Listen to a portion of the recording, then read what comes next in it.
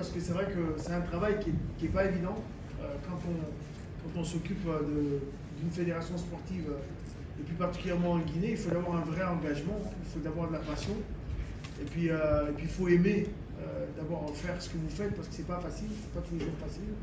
Avec les moyens en plus qui sont mis à votre disposition, c'est pas évident d'arriver à faire des résultats comme vous les faites, donc je vous salue vraiment et je vous dis bravo pour ce travail-là. À côté de ça, je voudrais aussi demander à tout un chacun, évidemment, pour pouvoir nous aider aussi, pour qu'on puisse évidemment construire quelque chose ensemble, il faut qu'on puisse définir aussi ce que nous on est en train de faire comme travail aussi, parce que vous dites qu'il faut récompenser les gens à leur juste valeur.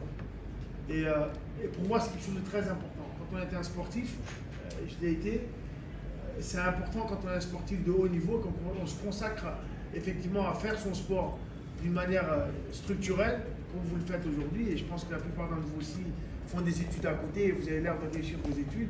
Je crois que c'est essentiel et c'est important. Vous avez besoin évidemment d'être encadré et accompagné et soutenu. Mais pour ça, la difficulté, c'est qu'on ne peut pas faire ça au hasard comme on le fait souvent en Guinée. Ah voilà, ils ont fait un résultat. Mais il faut qu'on puisse mettre des critères qui nous permettent à nous, ministère, évidemment au niveau aussi de la présidence, au niveau du Premier ministre, au niveau du gouvernement, de reconnaître quelque chose d'une manière concrète. C'est qu'on ne peut pas dire, ah, il y a eu ça, donc il faut, comment est-ce qu'on les récompense, dans quelles conditions on les récompense, qu'est-ce qu'on leur donne, etc. C'est très informel.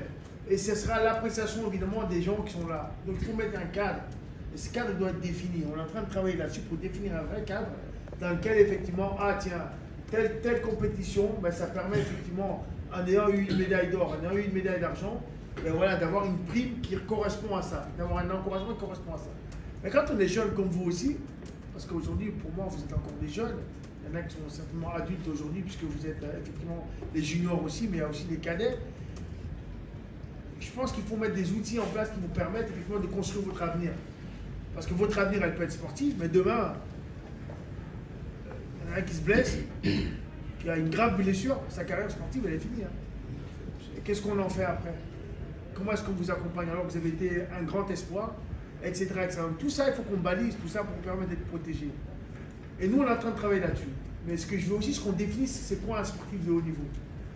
Qui a droit d'avoir un statut de dire je suis un sportif de haut niveau? Quand je suis un sportif de haut niveau, ça veut dire je vis de mon sport. Ça veut dire qu'il faut que j'ai un salaire. Aujourd'hui, on a des gens qui sont fonctionnaires, qui travaillent dans la fonction publique, qui ont leur salaire. Et bien, un sportif doit être reconnu comme ça pour qu'il ait un salaire tous les mois qui lui permet de se dire je me consacre à mon sport.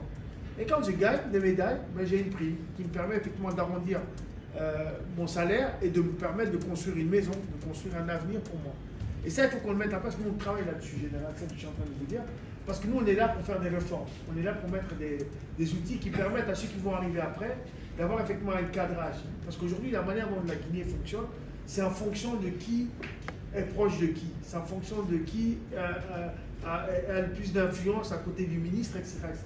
On ne peut pas fonctionner comme ça. Il faut que ce soit juste pour tout le monde et à tous les niveaux. Donc effectivement, nous, aujourd'hui, on est en train de mettre en place une hiérarchisation. Ça veut dire que je ne trouve pas que c'est normal qu'on compare les championnats d'Afrique à quelqu'un qui se qualifie aux Jeux Olympiques. C'est pas comparable. Si demain vous allez aux Jeux Olympiques, est-ce que j'ai le droit de vous donner la même prime que vous avez quand vous êtes en championnat d'Afrique ou même quand vous êtes dans une compétition internationale? C'est pas normal, c'est pas la même chose, ça n'a pas la même valeur. Et aujourd'hui aussi, quand on a une compétition nationale, il faut qu'on valorise nos compétitions nationales. Quand on a quelqu'un qui est champion de Guinée, un vrai champion de Guinée, pas juste quand vous êtes 2 contre 2. Quand on a fait le tour d'abord de la région et qu'on est devenu champion de sa région puis qu'on est devenu champion de Guinée, il faut aussi qu'on valorise ça. Et ça permet effectivement d'avoir des critères. Et nous, on travaille là-dessus énormément parce que c'est pour aider le sport d'une manière plus générale.